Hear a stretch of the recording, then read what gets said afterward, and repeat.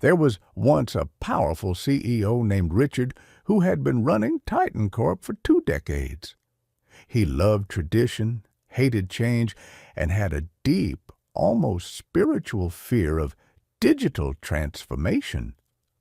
Every time someone mentioned automating processes or moving to the cloud, he'd groan and mutter something about the good old days when everything was done on paper and people actually talked instead of sending emails.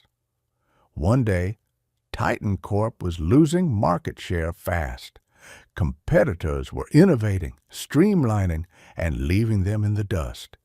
The executive team knew that if they didn't modernize, the company was doomed. But how could they convince Richard, the stubborn old warhorse, to approve such a massive shift? Then came Lisa, the cunning head of operations. She knew that if they directly proposed a complete digital transformation, Richard would clutch his pearls and refuse outright. So she devised a little trick. Lisa proposed a small project, just a pilot program to improve efficiency in one department. No big deal, nothing drastic, just a tiny, insignificant upgrade. Richard, uninterested but too busy to argue, waved it through. Over the next few months, the small project quietly expanded. Bit by bit, manual processes disappeared, cloud systems were implemented, and employees were trained on the new tech without Richard fully realizing it.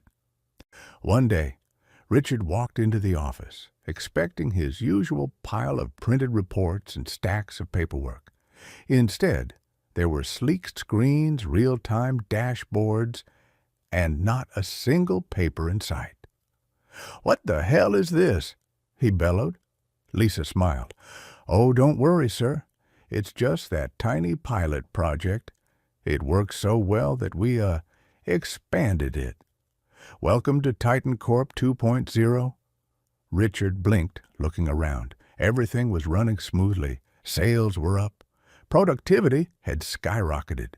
Employees weren't drowning in tedious tasks anymore. And despite himself, Richard had to admit it wasn't so bad.